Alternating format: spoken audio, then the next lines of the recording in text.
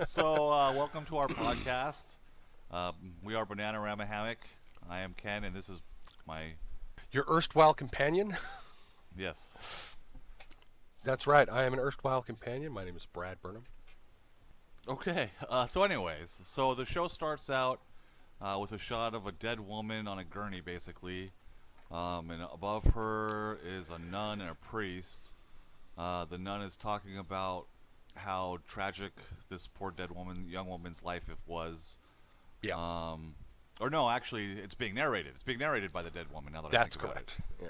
And the narrator is talking about how tragic her life was and how she was like a freak or something like that. And the priest and the nun are wheeling her down some hallway in a church. The nun is talking about how much she basically hated this woman. The priest is saying how she's dead now and she can't ask for forgiveness anymore, so we have to forgive her because God's eyes are judging us. God's the only one who could judge. And the nun's like, I think I'll take my chances. So right off the bat, pretty much hate the nun. They wheel her into a room, and then they go into some other room or something, and then all of a sudden there's like, or no, the nun leaves, and back in the church, a bunch of like warrior assassin-looking nuns rush in, and one of them is wounded. She's wielding like some glowing blue sword, and she has like, a bunch of glowing blue wounds in her chest that look like buckshot, basically. And she's the leader. Her name is Shannon. Sister Shannon, that's right. Sister Shannon. And there's like gunfire in the background, and they're saying that they have to like try to heal this woman, and it's apparent to pretty much everyone in the show that this woman is dying, even though she doesn't really seem like she's dying to me. But it's apparent that she's dead, according to like all the characters. And so they say that they have to extract the halo. Anyways, they're extracting the halo, and then there's this large explosion, and some bad guy enters the room, and he tries to grab the halo, and it burns his fingers off. Clean off. Yeah, they're basically being attacked by a group of armed mercenaries that have chased them back from whatever encounter they had previously been at, where Sister Shannon had been wounded, and so they were assaulting the church that they're now in, where the basement of which has this dead girl Ava, who we met a few minutes earlier, and then subsequently these events roll out. Anyways, right off the bat, I want to talk about the interactions between the warrior nuns here. Yeah, Because obviously they're the main focus point of the show, and Sister Mary, in particular, because I guess their leader, Sister Shannon, is dying, and Right. Sister Mary and her have a special relationship. You're not really sure what that relationship is yet, but they clearly care about each other a lot. Yeah.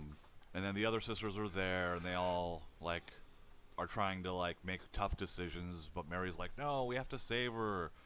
Yeah, I think there's like a Sister Lilith and a Sister Beatrice who are there, and specifically Right. Sister Lilith is saying, "Oh well, she's dying, so we have to, perform this act of pulling the artifact out of her, and Right. and then what's her name, Sister Shannon, gives like a it's like some necklace or something, with pendants on it to Sister Mary, Right. right before she dies. Tells her that she can't trust anyone. They're in the same room as the dead girl, right?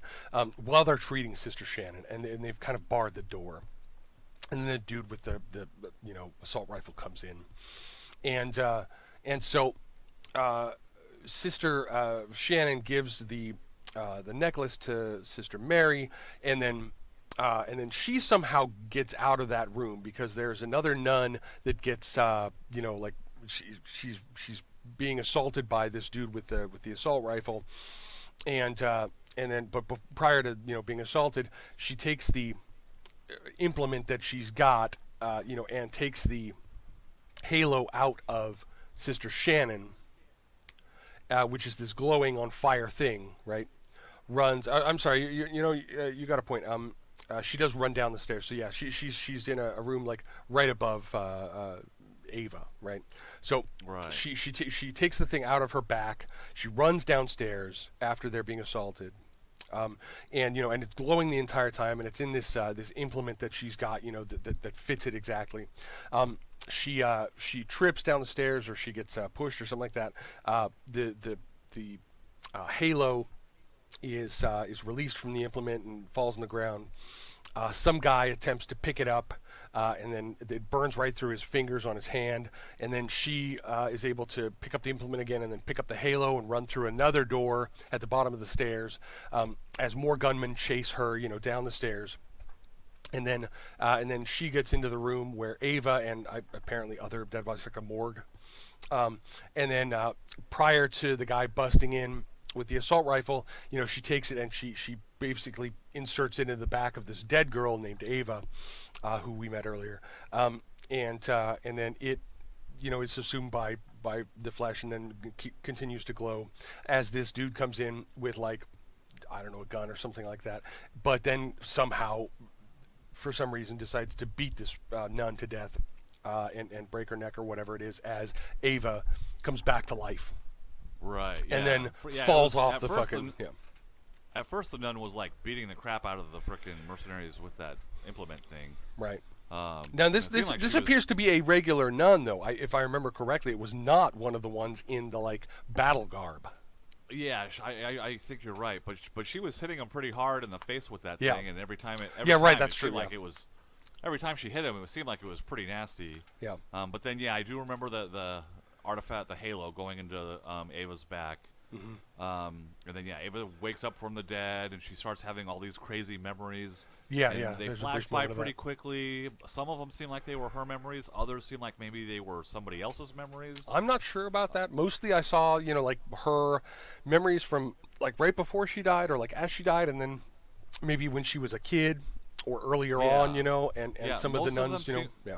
Most of them seem like they were her memories, but it seemed like like I said, it went by pretty quick. But it seemed like Yeah. there were a couple of memories in there that maybe weren't hers, but I'm not 100% sure on that. Right. And then she falls off the gurney and she's struggling to get up, and we don't know this yet, but before she died was a quadriplegic. Yeah, So she there's an couldn't actually indication of that. There's an indication of that throughout the early portion of the show there, right before, all this happens. There's some flashes of her life prior to, her death, or initial death, where, she's in a wheelchair, she's in the bed, and then she's laughing at other patients who are, in dire straits. So there's like an indication that she is disabled in some way. But yeah, as she falls off the gurney, or the slab that she's on, or whatever it is, the metal, like morgue table, and then slams into the floor, which I thought she slammed in pretty hard, man. But and then she gets up, and she finds her legs, realizes that they're working now, and then she picks up that implement that earlier had held the halo. Right. As the bad guy, finally kills the other nun, and he's coming for Right. her. And then there's a mist that comes in, or through the wall, and invests this bad dude in what you assume to be some sort of demonic power. I assume to be some sort of demonic power, or otherwise. And then she fucking just whacks him with the implement. Right. And then he turns to dust rather than, just being hurt or whatever, like he was previously when the other nun was whacking him with the same implement. Right. And then the halo glows on her back. Right. Then she escapes out onto the street. She's wandering through the. She runs through the morgue and other parts of the church first. That comes in later, when they've got the video camera footage of her. Right. She's trying to find her way out. But yeah, she comes out on the street. You're right. Yeah. Yeah, she's wandering through the street. She comes across these scuzzy-looking dudes who approach her for some weird reason. I think they're looking to rape her or some other assault. Who yeah. knows? I mean, that's what it kind of looks like. Yeah, they're very scuzzy looking. They ask her if she's drunk, Yep. and she says something before I getting think I might be randomly hit. dead. Yeah, before randomly getting hit by some A bus, like maybe? stealthy bus or something. Yeah, Some like some super other some other fast. large truck or otherwise. Yeah. Yep. Which And throws then her body. Yeah, she flies like 20 feet into a building and then like magically goes through the wall without damaging it. Yeah, she sort of dematerializes to fly through that wall into what appears to be some sort of sports store back room where they've got a bunch of the jerseys for some team or something like that. Or maybe it's, I don't even know what store she's in. I don't Or know. whatever it looks it like is. It kind of looks like a clothing store Yeah. because she does find some clothes before she leaves. Yeah, she so says, anyway, I she hope lands, this team doesn't suck. Right. She lands in this store. She's got like a really like busted up leg. Her Yeah. like a compound fracture or something. You know, the bone sticking out, which magically heals right in front of her. And then she takes some of the clothes and wanders off. And by yeah, the way, during this time, she is consistently, you can hear her inner monologue as this is going on. Oh Right. my God, do I have superpowers now? What's going on? What's does God think he's funny doing this? Or whatever it is, that she's thinking. And then she leaves the sports store and she's out on the street. And then they kind of cut back to the church. Now there are cops everywhere. And there's some priest walks up. He kind of looks like he's like an FBI priest, but I guess later it turns out he's from the Vatican. I guess so, yeah. Some sort of Vatican investigator or something like that, theoretically, Yeah. anyway. I mean, you don't know And at this time, that he's associated with, said warrior nuns, but, Right. But yeah, he shows up and he asks them. He sees the warrior nuns there and he starts talking to them, and they first start by explaining what happened, and he's like, "No, go back further. Tell me about the mission." And so they explain that the mission went south. They ran into like an army of mercenaries. Right. They retrieved some sort of item. Well, they were and then a looking bomb- for some, what they refer to as divinium. And Well, no, then they said a bomb went off with divinium in it. Right.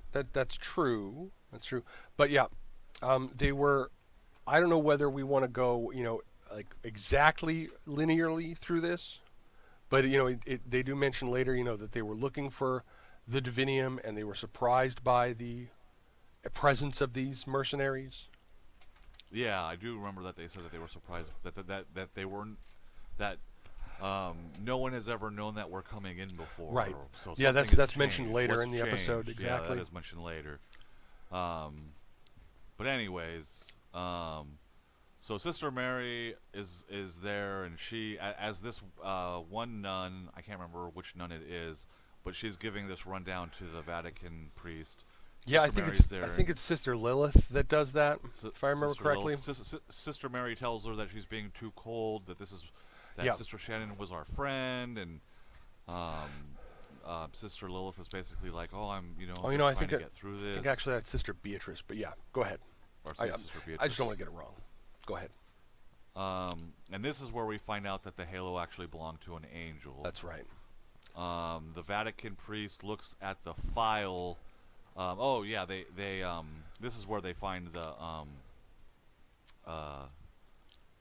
or no, maybe it was later. But anyways, The footage, the footage. yeah, of that is later. She comes back in with that, but yeah, for now, they're telling him basically that that she hid it in some corpse, and Right. that and they ask him, well, has this ever happened before, where this halo has reanimated somebody, and he's like, nope, not that I know Right. of. Right. And then he looks at the file of Ava, and Yeah. they're like, "Oh, is this Is girl this random? Something Yeah. special?" And is this random? And he says, "Maybe not." Yeah, that's kind of all so all you get anyways, at that point about that. Yeah. Then it goes back to Ava. Ava has returned to her home, which is an orphanage, and she meets her foster brother Diego there. Yeah, so this scene bothered the shit out of me. Because not that she returned home, I get that, right? And not Right. that she's got this this friend of hers, that shares the same room in this orphanage slash hospital, or care facility, right? That she's got a friend here, right? But he's younger than her by a significant margin, which is fine. Yes. But his the lines that come out of this kid's mouth are like right from the very get-go, as soon Right. as the door opens up, he's like, "Are you an angel?" Right. It's like, dude, it's your freaking sister. You know her. And then- you but- don't but then- recognize her. Like, he's waking up after sleeping. Maybe he's not clear, who she is. But then he recognizes her. But then she starts telling him about her experiences. Hey, I've got these superpowers apparently. And then he Right. starts telling her like but before that even happens, because he's like, "Oh, I'm so happy to see you, but wait, aren't you dead? And how? and are you weren't even you a walking?" quadriplegic? Yeah. You were a quadriplegic. Right. And she's like, "Oh, I have superpowers now." And he's like, "Cool, maybe you were a zombie." Right, I'm like, yeah. What is happening? That whole Right. scene Yeah. was, hilarious in a bad way. Like, It was unexpected, and it was jarring, right? Because this kid is talking about stuff, that like you might expect from exposition that happens with a character that was built for just that, right? But Well- not a much younger, sibling substitute. right, yeah. A supposedly important character. Right. Being a sibling, and but to be fair, to be honest with you, I mean, and this will take it back to the very beginning, which is when those warrior nuns show up. Yeah. This show has a extreme amount of campiness in it, and you can feel it from the very beginning. Because when the warrior nuns show up, this Sister Mary character is very contrarian for the point of being contrarian. She Seemingly, is yes. constantly like just She's like, questioning everybody and everything. yeah, for no reason other than just to question it. And then, like, apparently Sister Shannon, who she loves and she has this great relationship with, is dying, and she's not showing any real passion or fire. She's Well, very sullen. So yeah, she doesn't seem to show the same sort of emotion that you might expect from someone who is close to a person who is pretty obviously in a bad shape, right? She's sort of fiery, or you're right. She's a little combative, right? Right. In her conversation, and I don't think that played off well, in the scene, but I'm not sure that like indicated like a campy sort of style, because during the first, like I am aware that the series is viewed as sort of a, there's a lot of camp within the series, but in the first episode I don't see a lot of like camp, or whatever, in that, like, it was the scene with the kid was, rather than being campy or just sort of funny or whatever, was more just jarring for me. I was just like, okay, what like, the decisions that went into putting those words in that kid's mouth at that time are beyond me. For me, when it comes to television and movies based off of comic book shows, having read lots of comics in my life, comic books are campy, and so when In you many base, ways, yeah. when you base things off of them, I expect a certain amount of campiness, and to me, this show definitely feels like a comic book show. It feels campy. The writing of this boy feels like, okay, I get this is a comic book show, and to me, it feels like they put a lot of work in picking a really great lead, Ava. I think she's doing a really great job. I think she's. Yeah, I really liked her. Yeah. Obviously she's the star of it, but I mean she is a good actor. She does her part very, very well. The rest of the actors around her, the ensemble around her, the other nuns, the priests, the other warrior nuns, the orphanage nun, the criminals that she hooks up with later, they all are not that great actors, and it all adds to the feeling of the show, which to me is a campy kind of comic book show. That it's not bad. I mean, I'm not saying it's terrible. I'm not saying they're bad actors, but I'm just saying they're not great actors. She's the only really good actor amongst the show that I've seen so far. Having only seen the first episode, the only thing I can say is that I like Ava as the main character. I think she is, if not believable in the situation, I think she is.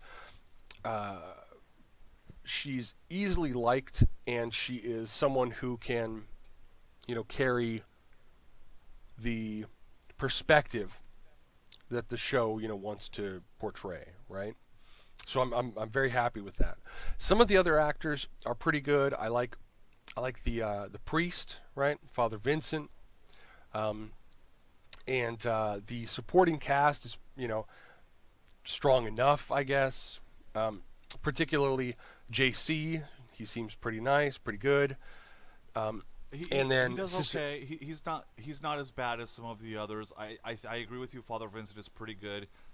Neither of these are, in my opinion, on the same level as the actress who plays Ava, but they're better than most of the other actors that I've seen. Some of the other warrior nuns are pretty decent.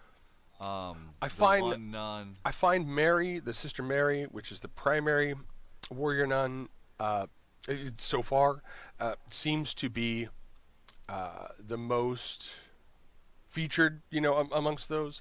Yes. And although she comes on strong, my guess is that throughout the season, we'll get a little more backstory, and she'll get a chance to kind of feel out the edges of that character, right?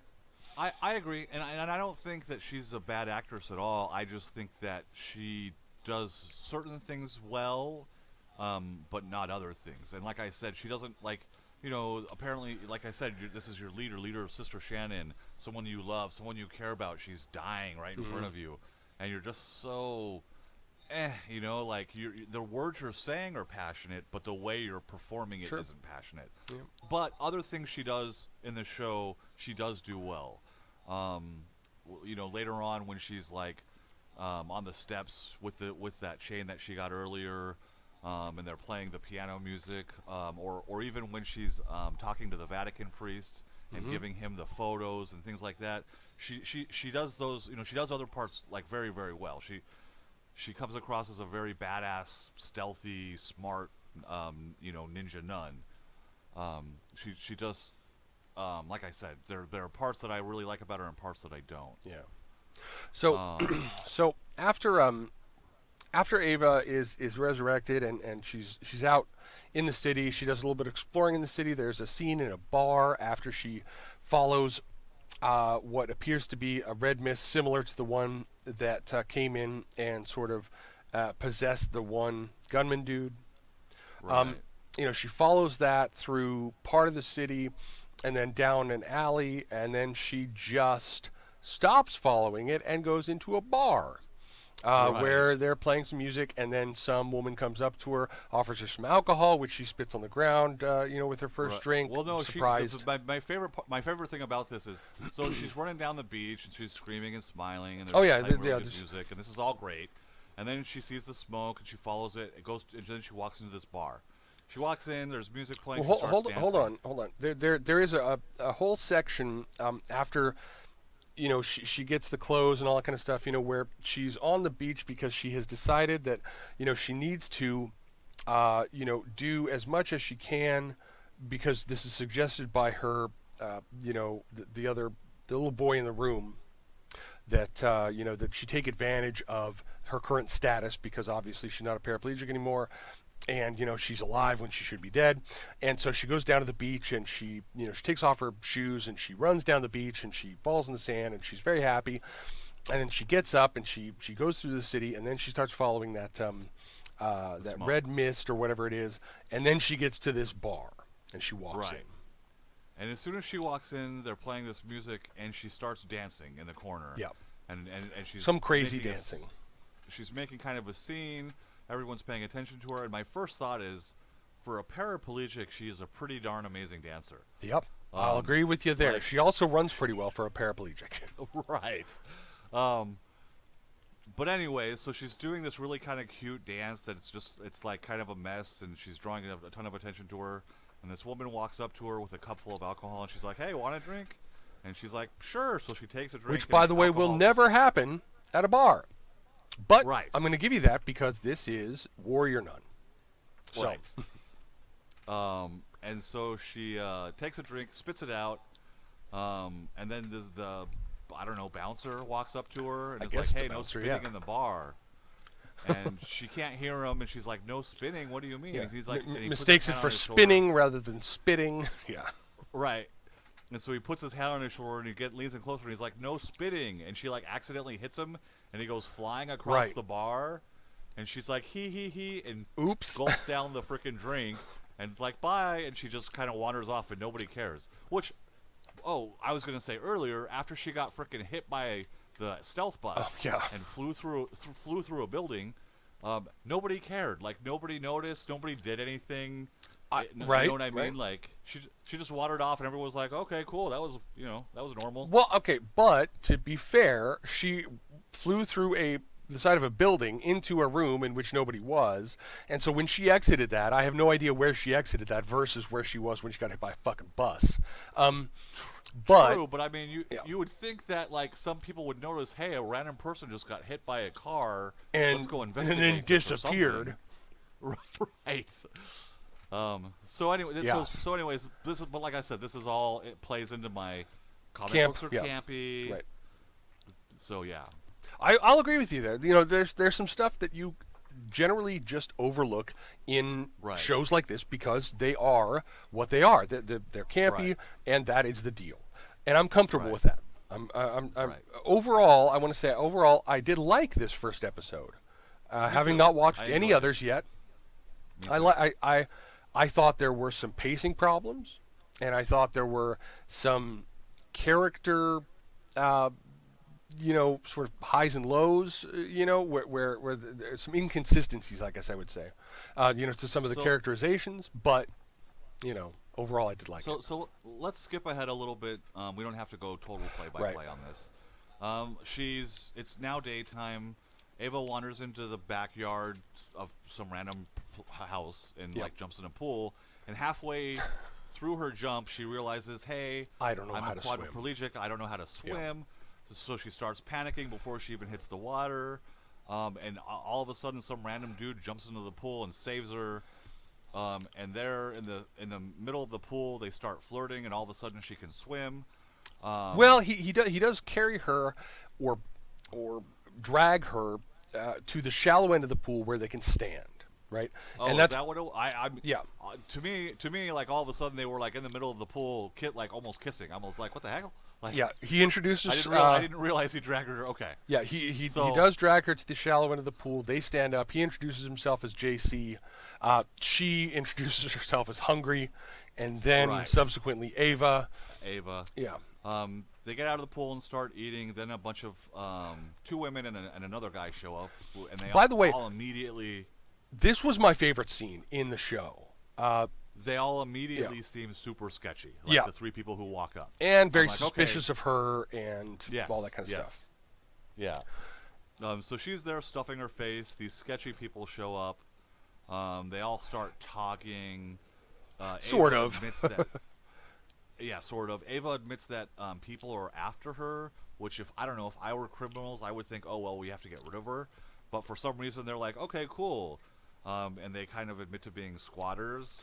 but Yeah, not well, really. she calls them squatters in a joke. Says you can't be squatters, right? And then they all just sort of Right. fall silent. And then she realizes, well, perhaps things are not quite as they seem, and perhaps these Right. people are not supposed to be here. But neither am I, right? Right. And so after that, there's a number of other scenes which include, Father Vincent, and Sister Mary, and there's a flashback with Sister Mary and Right. Sister Shannon. Sister Shannon, where it's pretty it sort of touching. right, where it kind of builds the relationship between the two as very close, and Sister Shannon, very much in the mentor role, for Sister Mary, and then Father Vincent goes to a bar, You know, Yeah, yeah. So but during this is go ahead. this is the best. This is the best scene for me of the show. So, Mm-hmm. so anyway, so this is all kind of starts with Sister Mary is at the church. One of the other nuns, I believe it's Sister Camilla, is Mm-hmm. playing the piano. Sister Mary has this flashback. It's very touching. She's clutching the chain. Yeah. Sister Camilla starts singing. They invite Father Vincent to stay, but he can't. He goes to a bar, orders a drink, but he doesn't drink it. I'll he note just stares here- at it. Before this, okay, while Sister Camilla is singing, I found that to be incredibly jarring. I'm like, what the hell is she playing and singing? You know, they're nuns. Ideally, this should be some sort of, you know, religious song, but it is absolutely not. Right. And Well, and the warrior I, nuns. sure, but it the- was confusing to me. I'm like, why is this song being sung? Like, you know, but Not I- o- n- not not only that are it's they not not- touching, but you know, Not only are they not playing like hymns and stuff like that, but I mean they're cussing, they're they're using the Lord's name in vain, which is a super huge Right. no in Catholicism. Like you Sure. can't, like that's a Absolutely. big no. So, but yeah, anyways, and they're they during the flashback is when that particular you know, blasphemy happens, and you know, Sister Shannon turns around to Sister Elizabeth, hey, watch your tone, or watch your Right. mouth, and you know, and then Sister Mary says bullshit, you know, and then they kind of laugh it off, and I'm like, okay, you know, I get it, right, but like, you know, if you're trying to sell that these women are nuns, even if they're warrior nuns, you know, then Right. then They're- you might right, want to try to sell it a little harder. right, I agree. But anyways, so yeah, the music is playing. Father Vincent goes to a bar. He orders a drink, but he doesn't drink it. He just stares at it. And the Yeah, bartender he starts specifically talking to him. says, "No, I don't need water. I've ordered it, but I'm just going to look at it." Basically, Right. So now the bartender starts talking to him, and now Father Vincent takes over as the narrator. He's the one narrating. Right. Ava has befriended these criminals, and they take her to basically a rave that Now, happens at a place they- that once upon a time was a prison. they name themselves opportunists and not criminals. Right. And she has a long yes. conversation with JC, indicating that they are both against institutions and their hold on society, and the fact that they control, you know, people's behaviors, and they're generally bad news. Right. You know, and so you know, then But the point They- is yeah. that they are criminals. They can call They are. themselves opportunists, but they are criminals. absolutely yes. And she befriends them, and that's cool because these are cool characters. I like these characters. They're fun. Right. And they go to this rave, and it's happening at a place that was once upon a time a prison, which is awesome. I would love to go to a rave that was there. If it looked like that, then yeah, that'd be great. Yeah. She Yeah, even it notes looks as super they come fun. in, you know, that this is epic. Right, yeah, and it was. It looked very cool. And so she sees JC handing someone some drugs. She asks if she can have some. He gives them to her. She takes them. She starts tripping, and then that smoky, misty, pink stuff comes back. Yeah, while this is happening, it cuts back to Father Vincent talking to the bartender about demons and Demons. their existence in this world, and how if he were not a clergyman, that this bartender would think he was crazy or a prophet, but prophets, you know, are not really believed in this time. So obviously, you know, he thinks that everybody would think he was crazy if he would Right. tell everybody that demons exist. And so while this is, yeah, exactly. While all this is happening, he says, "What would you say if I told you demons were real? They're ethereal monsters that feed on our souls and push us to the devil, or to do to evil." While that particular And Ava's following this pink mist down the right, prison's it's like cells. it's like an alternating sort of pink, dark red mist, and as his voiceover is happening about demons who push us to do terrible things, she finds that red mist has led her to a room in which two people are obviously overdosed and are not doing what they should be doing, and the mist sort of collects in that room for a moment before she turns around and kind of starts backing away and running away from it. Right, and then it cuts to a different scene where Sister Shannon is being, her body is now being looked at by a father.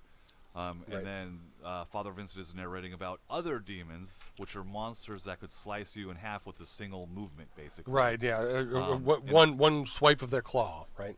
Right. And then, so now this priest is tending to Sister Shannon's body. He hears some growling outside. All of a sudden, it cuts to outside the window, and you see the priest that was tending to Shannon basically become a bloodstain on the window. Right. And then this is kind of where it ends. Well, okay, sort of. Oh, no, wait. Yeah, because the you demon- you that's do right. end There's up one more seeing scene. the demon. Yeah, you do see the demon, part of him, like his leg. Yeah. He searches Sister Shannon's back for the halo. Yeah. And he growls when he doesn't find it, and then it cuts to Ava's back, and the halo is glowing on her back, and that's Right. that's where it ends. That's where the episode ends, and cut to credits.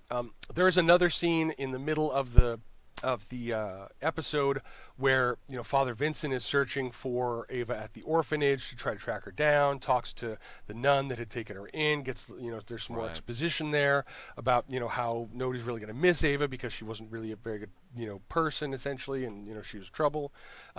Which, I don't know, this just all comes off to me as a really hateful person. Like, dude, you had basically the nun says, she came to us when she was 7. Yeah, She after never a car had crash. She never knew her dad.